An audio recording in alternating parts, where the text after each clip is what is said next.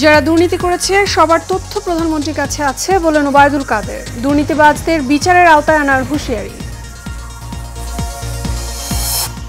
কাঁচামরিচের ঝাল এবং পেঁয়াজের ঝাঁজে নাকাল সাধারণ ক্রেতারা। কাল থেকে বাড়ছে সব ধরনের জ্বালানি তেলের দাম। এবং উজানের ঢল ও টানা বৃষ্টিতে প্লাবিত সিলেটের ৭ উপজেলা, পানিবন্দী প্রায় ৫.৫ লাখ মানুষ। বাড়ছে দুর্ভোগ।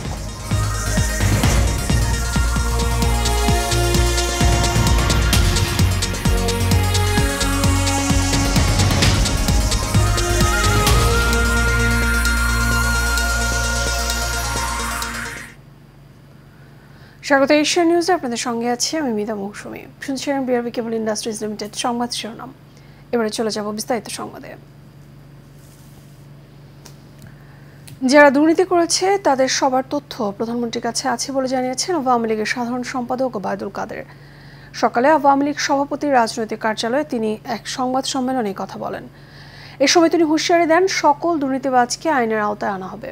এ সময় বিএনপির সমালোচনা করে তিনি বলেন, বিএনপির আমলে প্রধানমন্ত্রীর কার্যালয় ছিল দুর্নীতির আখড়া। তিনি আরও জানান, সাংবিধানিক ধারাবাহিকতা বজায় রেখে নির্বাচন করেছে আওয়ামী লীগ। অপরদিকে গণতন্ত্রকে ধ্বংসের কিনারায় নিয়ে গিয়েছিল বিএনপি।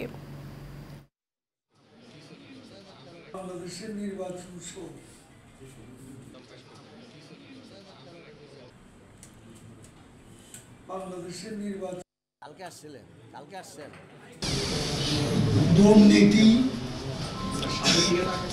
লুটপাট, গণতন্ত্র ধ্বংস, মুক্তিযুদ্ধের মূল্যবোধ চেতনা নিশ্চিহ্ন করা, মুক্তিযুদ্ধের রণধ্বনিকে নির্বাসনে পাঠানো, জাতির পিতা বঙ্গবন্ধুকে নির্বাসনে পাঠানো, এইসব অপকর্ম যার হাতে,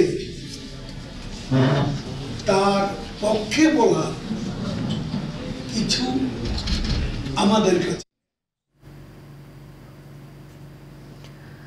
আলু, পেঁয়াজ এবং ডিমের দাম গত সপ্তাহের তুলনায় আরও বেড়েছে। দরবারের তালিকায় রয়েছে কাঁচামরিচ, রসুন, আদা সহ কয়েকটি পণ্য। খুচরায় প্রতি কেজি আলু বিক্রি হয় ৫০ থেকে ৬০ টাকায়। মানভেদে প্রতি কেজি কাঁচামরিচ বিক্রি হচ্ছে ১৬০ থেকে ২০০ টাকা দরে। ডিমের বাজারও চড়া। এক সপ্তাহের ব্যবধানে ডজনের দাম বেড়েছে ৫ টাকা। তবে চাল, ডাল এবং আটা ময়দার দাম আগের মতোই রয়েছে। খুচরা ব্যবসায়ীদের দাবি, হিমাগার গেটে আলুর দর বেড়েছে, যার প্রভাব পড়েছে খুচরা বাজারে। আর ঘূর্ণিঝড়ের কারণে সরবরাহ কমে যাওয়ায় কাঁচামরিচ এবং সবজির দাম বাড়তি। গরমে মুরগি মারা যাওয়ায় বেড়েছে ডিমের দাম। আর ভারতীয় পেঁয়াজ আমদানি কম হওয়ায় দেশি পেঁয়াজের চাহিদা বেশি বলে দর বেড়েছে। দর্শক, বাজার পরিস্থিতি আরও খবর জানাতে সরাসরি যোগ দিচ্ছেন আমাদের সহকর্মী জহির ইসলাম খান লিটন। লিটন, বাজারে নিত্যপণ্যের দাম কেমন দেখছেন? মৌসুমী, আপনি যেমনটি বলছিলেন যে আমরা দেখেছি যে এই নিত্য প্রয়োজনীয় যে দ্রব্য যা রয়েছে এর মধ্যে সবজির দাম প্রতিনিয়ত বাজারে আসলেই আমরা দেখতে পাই যে সবজির দাম কিন্তু অনেক বেশি চওড়া রয়েছে। তো এই ক্ষেত্রে সবজি ব্যবসায়ীদের সাথে আমরা যখনই কথা বলেছি যে কেন সবজির দাম এভাবে প্রতিদিন দিন কেন বাড়ে, সেই ক্ষেত্রে কিন্তু সবজি ব্যবসায়ীরা বিভিন্ন অজুহাত দাঁড় করাচ্ছে। এখন কিন্তু যে অজুহাতটা তারা দিচ্ছে যে সবজির দাম কেজি প্রতি ৫ থেকে ১০ টাকা কেন বেড়েছে, এটা জিজ্ঞাসা করলে তারা বলছেন যে সবজির দাম বাড়ার কারণে যে এই যে কয়েকদিন আগে যে বর্ষা হয়ে গেল সেই বর্ষাকেই কিন্তু তারা দুষতেছে। এবং আমরা একটি বিষয় জানিয়ে রাখি আপনাকে যে এরই মধ্যে কিন্তু পেঁয়াজের দাম, আপনি যেমনটি বলছিলেন যে পেঁয়াজের দাম বেড়েছে। যেই পেঁয়াজ গত সপ্তাহে ছিল ৬৫ টাকা, সেই পেঁয়াজ কিন্তু আজকে ৭৫ টাকা কেজি দরে বিক্রি হচ্ছে। আদার কেজি কিন্তু বিক্রি হচ্ছে, যেই আদা ছিল ২১০ টাকা, সেই আদা কিন্তু ২৩০ টাকা কেজি দরে বিক্রি হচ্ছে। রসুনের কেজি ১৮০ টাকা যেটি ছিল সেটা আজকে ২০০ টাকা কেজি দরে বিক্রি হচ্ছে। সবচেয়ে বেশি বেড়েছে মশলার দাম, কিন্তু যেহেতু এখনও ২ সপ্তাহ বাকি রয়েছে কোরবানি, সেই কোরবানির 2 সপ্তাহ বাকি থাকাকে কেন্দ্র করে কিন্তু মশলার দাম প্রতিনিয়ত বাড়তেই আছে। আজকে কিন্তু মশলার দাম রয়েছে, সবচেয়ে বেশি বেড়েছে এলাচের দাম। যে এলাচ গত সপ্তাহে ৩০০০ টাকা কেজি ছিল, সেই এলাচ কিন্তু আজকে ৩২০০ টাকা কেজি দরে বিক্রি হচ্ছে।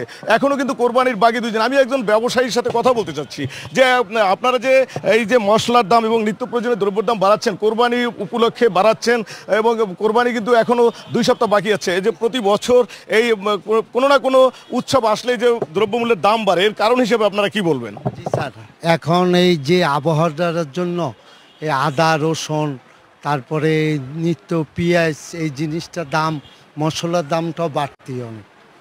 আজকের বাজারে কোন কোন মশলার দাম বেশি রয়েছে এবং কত বেশি বেড়েছে? জি স্যার, এলাইচ হচ্ছে এখন 3400 টাকা পাইকারি, আগে ছিল 2400 টাকা, এখন 3400 টাকা। আর বড়টা হইলো আপনার 4400 টাকা কেজি।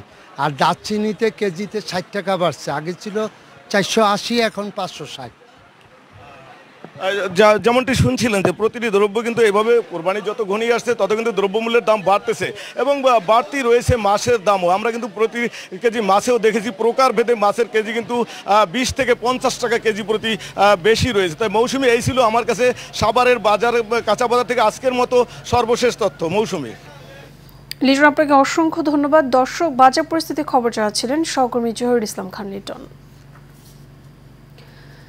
বিশ্ববাজারের সঙ্গে সামঞ্জস্য রেখে স্বয়ংক্রিয় ফর্মুলার আলোকে প্রতি মাসে জ্বালানি তেলের নতুন মূল্য সমন্বয় করছে সরকার। এ দফায় অকটেনের দাম 131 টাকা, পেট্রোলের দাম 127 টাকা এবং ডিজেলের দাম 107 টাকা 75 পয়সা নির্ধারণ করা হয়েছে।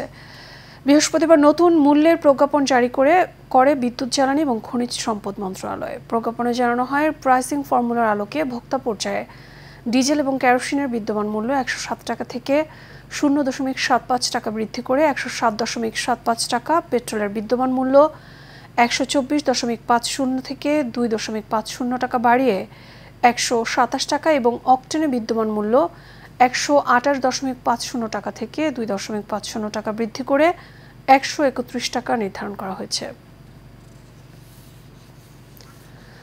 ভারত থেকে নেমে আসা উজানের ঝড় এবং টানা বৃষ্টিতে সিলেটে বন্যা ভয়াবহ রূপ ধারণ করেছে। সীমান্তবর্তী 6 উপজেলা সহ মোট 7 উপজেলায় পানিবন্দী অবস্থায় আছেন প্রায় 5,33,202 জন মানুষ। সিলেটে বন্যা কবলিত উপজেলাগুলো হলো জৈন্তাপুর, গোয়াইনঘাট, কানাইঘাট, কোম্পানিগঞ্জ, বিয়ানীবাজার, জকিগঞ্জ এবং গোলাপগঞ্জ। পানি উন্নয়ন বোর্ড সিলেট কার্যালয়ের তথ্য মতে সকাল 6টায় সিলেটের কানাইঘাট সুরমা পয়েন্টে বিপদসীমার 99 সেন্টিমিটার উপর দিয়ে পানি প্রবাহিত হচ্ছে। জকিগঞ্জ উপজেলার কুশিয়ারা নদীর অমর শীত পয়েন্টে 209 সেন্টিমিটার পানি বিপদসীমার উপর দিয়ে প্রবাহিত হচ্ছে। অন্য দুটি পয়েন্ট গোয়াইনঘাটের জাফলং ডাউকি পয়েন্ট এবং শারীক গোয়াইন পানি বিপদসীমার নিচ দিয়ে প্রবাহিত হচ্ছে। জেলা প্রশাসনের সূত্র মতে সিলেট জেলায় 547টি আশ্রয়কেন্দ্র চালু করা হয়েছে। এর মধ্যে 7টি উপজেলার 349টি আশ্রয়কেন্দ্রে বন্যা কবলিত এলাকার 4,802 জন লোক আশ্রয় নিয়েছে।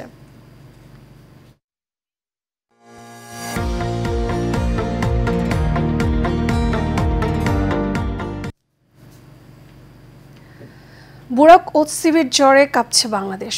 সিঙ্গার বেকো ব্র্যান্ড অ্যাম্বাসিডার হিসেবে বাংলাদেশ ভ্রমণ করে ভক্ত এবং ক্রেতাদের সাথে দেখা করেন তুর্কি এই superstar.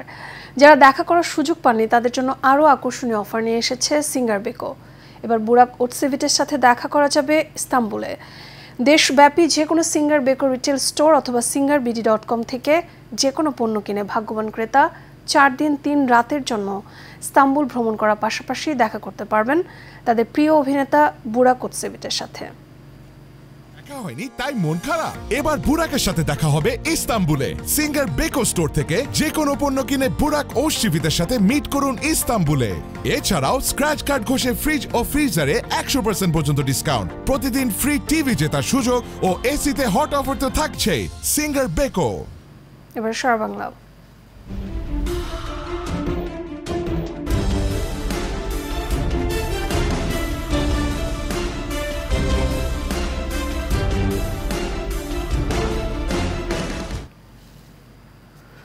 Dhaka Narayanganj link road মহাসড়কটি বর্তমানে দেশের সবচেয়ে ব্যস্ত মহাসড়কগুলোর মধ্যে অন্যতম। তবে এই মহাসড়ক পারাপারে নেই পর্যাপ্ত ফুটওভার ব্রিজ, ফলে প্রায়ই এই মহাসড়কে ঘটছে দুর্ঘটনা। এতে সড়কটি পরিণত হয়েছে মৃত্যু ফাঁদে। নারায়ণগঞ্জ থেকে গোলাম রাব্বির ক্যামেরায় হাবিবুর রহমানের প্রতিবেদনে বিস্তারিত জানাচ্ছেন আরফ ইসলাম হিমু।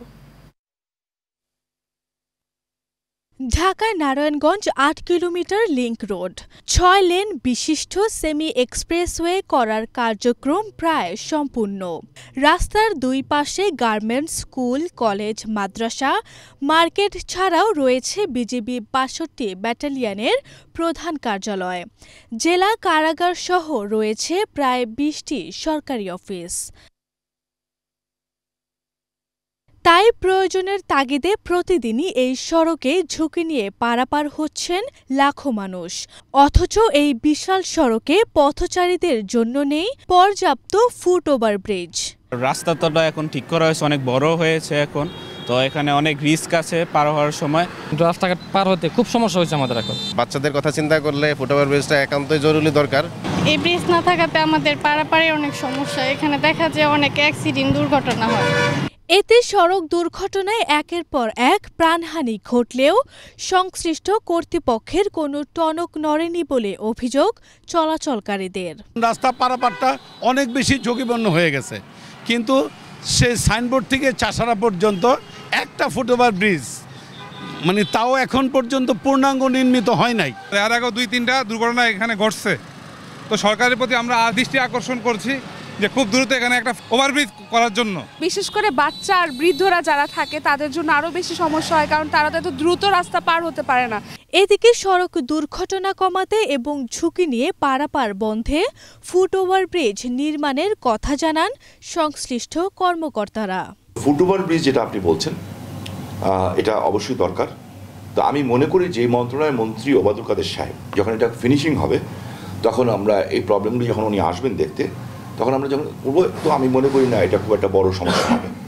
ওনার মন্ত্রণালয়তে ফুট ওভারব্রিজ করে দেওয়াটা ওইটুকু বিশ্বাস আমার আছে যে ইট উইল বি ডান ইনশাআল্লাহ। প্রায়োরিটি বেসিসে যেখানে বেশি দরকার সেখানে আমরা পরবর্তীতে ফুট ওভারব্রিজ নির্মাণ করব। প্রয়োজন অনুযায়ী এই বিষয়টি আমরা নির্বাহী প্রকৌশলীর সাথে কথা বলে, সড়ক বিভাগের সাথে কথা বলে আমরা এর প্রয়োজনীয় ব্যবস্থা গ্রহণ করব, কারণ এখানে ফুট ওভার ব্রিজগুলো খুবই দরকার। এই সড়কটি দিয়ে প্রতিদিন কয়েক হাজার যানবাহন চলাচল করে। আরভি ইসলাম হিমু, এশিয়ান টেলিভিশন। এবার আন্তর্জাতিক। ব্যবসায়িক নথিপত্রে তথ্য গোপনের অভিযোগে করা মামলায় দোষী সাব্যস্ত হয়েছেন যুক্তরাষ্ট্রের সাবেক প্রেসিডেন্ট ডোনাল্ড ট্রাম্প। স্থানীয় সময় বৃহস্পতিবার নিউ ইয়র্কের একটি আদালত এই রায় দেন। এই মামলায় আনা 34টি অভিযোগের সবকটিতে জুরিরা রিপাবলিকান দলের এই নেতার দোষের প্রমাণ পেয়েছেন। দীর্ঘ 5 সপ্তাহ ধরে শুনানির পর বৃহস্পতিবার 12 জুরির উপস্থিতিতে আদালত ট্রাম্পকে দোষী সাব্যস্ত করেন। যুক্তরাষ্ট্রের ইতিহাসে সাবেক প্রেসিডেন্ট হিসেবে ফৌজদারি মামলায় দোষী সাব্যস্ত হওয়ার এটাই প্রথম ঘটনা। বার্তা সংস্থা রয়টার্স জানিয়েছে, আদালতের বিচারক জুয়ান মার্চান আগামী 11 জুলাই সাজা ঘোষণার তারিখ নির্ধারণ করেছেন। এমন সময় এই রায় ঘোষণা করা হলো, যার কয়েক মাস পরেই যুক্তরাষ্ট্রের প্রেসিডেন্ট নির্বাচন অনুষ্ঠিত হতে যাচ্ছে। তবে মামলার রায়ের কারণে তার নির্বাচনী প্রচারণায় কোনো বাধা আসবে না বলে জানা গেছে।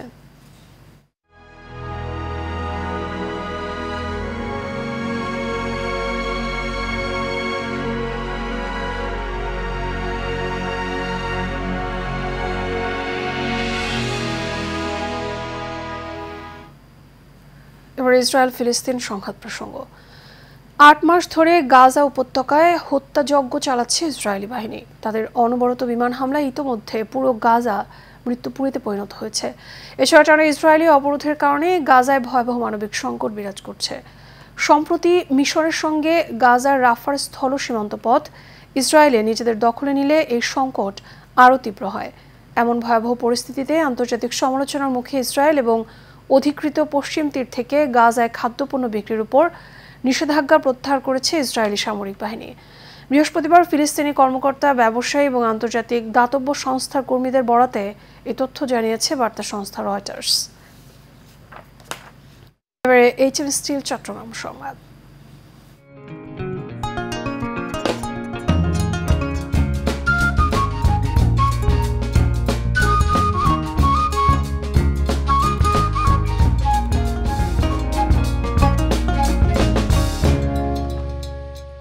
চট্টগ্রাম ফ্রেন্ডশিপ ফাউন্ডেশন উদ্যোগে স্মার্ট শিক্ষার প্রবক্তা, আধুনিক ই-লার্নিং এর প্রতিষ্ঠাতা ডক্টর বদরুল হুদা খানের সাথে চট্টগ্রামের সুশীল সমাজের বিশিষ্ট নেতৃবৃন্দের আলোচনা সভা অনুষ্ঠিত হয়েছে। সাবেক সচিব মোহাম্মদ জামাল উদ্দিন আহমেদের সভাপতিত্বে একটি কমিউনিটি হলে এই সভা অনুষ্ঠিত হয়। এতে প্রধান অতিথি হিসেবে উপস্থিত ছিলেন চট্টগ্রাম জেলা পরিষদের চেয়ারম্যান এটিএম পিয়ারুল ইসলাম। বিশেষ অতিথি ছিলেন হাটহাজারী উপজেলা পরিষদের নবনির্বাচিত মহিলা vice chairman Sajeda Begum, lion Ujjwal, Kanti Barua. সভায় বক্তারা স্মার্ট বাংলাদেশ বিনির্মাণে স্মার্ট শিক্ষা অপরিহার্য বলে মন্তব্য করেন।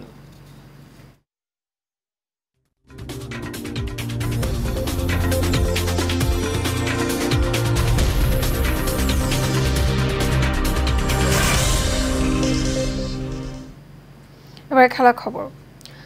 আইসিসি টি-20 বিশ্বকাপের পরে বাংলাদেশের হয়ে আরও একটি বিশ্বকাপ খেলতে চান বিশ্বসেরা অলরাউন্ডার সাকিব আল হাসান।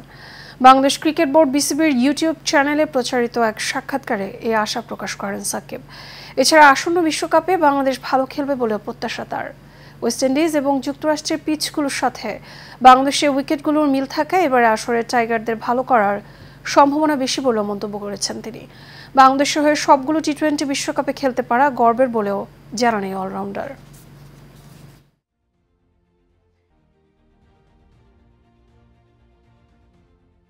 ক্রিকেট খেলাটা যেহেতু ছোটবেলা থেকে এটার সাথে আমি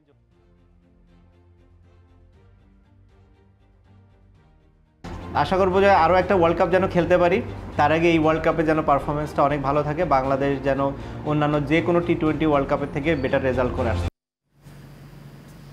এবারে ফুটবল। দেশে ফুটবলকে এগিয়ে নিতে ও সমৃদ্ধ করতে বর্তমান ফুটবল ফেডারেশন বাফুফে ব্যর্থ বলে মন্তব্য করেছেন সাবেক ফুটবলার আব্দুল গাফফার চৌধুরী। দুর্নীতিবাজ এবং ব্যর্থ বাফুফের কর্মকর্তা অপসারণের দাবিতে সংবাদ সম্মেলনে কথা বলেন তিনি। বাফুফের ব্যর্থতার জন্য দায়ী বাফুফের সিনিয়র সহসভাপতি এবং অর্থ কমিটির চেয়ারম্যান আব্দুস সালাম মুর্শিদি সহ দুর্নীতিবাজ কর্মকর্তারা। এর সময় সাবেক ফুটবলাররা বলেন 16 বছরে ফুটবলে কোনো উন্নয়ন পরিকল্পনা প্রণয়ন করতে পারেনি বর্তমান কমিটি। বিস্তারিত নূর মোহাম্মদ ভুইয়ার রিপোর্টে। ঘোর অমানিসায় দেশের ফুটবল দাবি করেই দুর্নীতিবাজ ও ব্যর্থ বাফুফে কর্মকর্তা অপসারণের বিরুদ্ধে জাতীয় প্রেস ক্লাবে সংবাদ সম্মেলন করেন সাবেক ফুটবল খেলোয়াড়রা। এ সময় তারা বলেন 16 বছরে ফুটবলে কোনো উন্নয়ন পরিকল্পনা বাস্তবায়ন করতে পারেনি বর্তমান বাফুফে। দেশের ফুটবলের প্রতি সম্মান দেখিয়ে তারা যদি এখানে সরে যায় তাহলে দেশের ফুটবলটা বেঁচে উঠবে, আর না হলে কিন্তু তাদের হাতে ফুটবল কিন্তু নিরাপদ নয়। যে এগুলো পরিবর্তন দরকার, এখানে ভালো ওই ধরনের অর্গানাইজিং সাইড এখানে যদি তৈরি হবে তখন আমাদের ফুটবলও ভালো হবে ইনশাআল্লাহ। দুর্নীতি বিষয়টা যেটা আমরা বলতে চাচ্ছি, বা আমরা হয়তো আমি একটু দেরি করে আসছি, ওনারা একই কথাই বলে থাকে। এই যখন এই শাস্তিটা দেয় ফিফা, আমরা তখনও কিন্তু এই বক্তব্যই বলেছিলাম যে এখানে যারা জড়িত সবার বিরুদ্ধে শাস্তিটা হওয়া উচিত। যারা ফুটবল বোঝে, ন্যাশনাল টিমে খেলেছে, ফুটবল কিছু দিতে পারতো, কিন্তু ওই টাকার কাছে আমরা পরাজিত। সাবেক ফুটবলার আব্দুল গাফফার বলেন, বর্তমানে দেশের ফুটবলের যে অবস্থা তাতে দেশের ভাবমূর্তি নষ্ট হচ্ছে। প্রতি বছর বাংলাদেশ ফুটবল ফেডারেশনকে $1.2 মিলিয়ন ফিফা থেকে আসে, $500,000 AFC থেকে আছে। এই টাকাগুলি কোথায় যায়?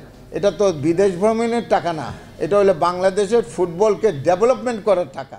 দেশের কেউই আইনের ঊর্ধ্বে নয় জানিয়ে তিনি যাদের বিরুদ্ধে ফিফা দণ্ড দিয়েছে সেসব দুর্নীতিবাজ কর্মকর্তাদের বাফুফে থেকে অপসারণ করার দাবি তোলেন।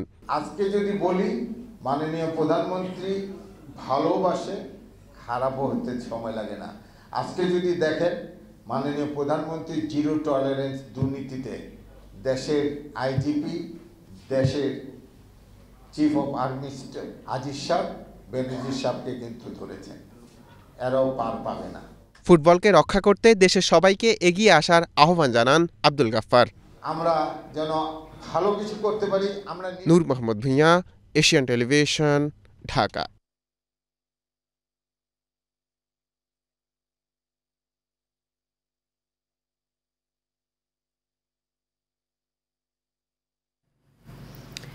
এর সাথে শেষ খবর এশিয়া নিউজ আর বিআরবি কেবল ইন্ডাস্ট্রিজ লিমিটেড সংবাদ শিরোনামগুলো জানাবো আরও একবার।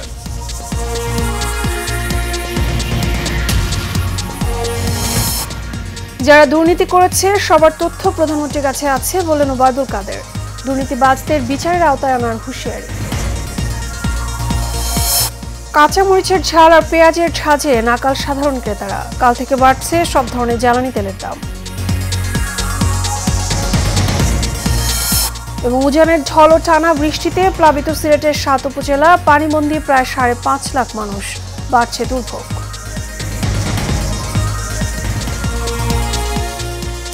এশিয়া নিউজ এ পর্যন্ত। আমাদের পরবর্তী সংবাদ দেখার আমন্ত্রণ রইল। এতক্ষণ সাথে থাকার জন্য ধন্যবাদ সবাইকে।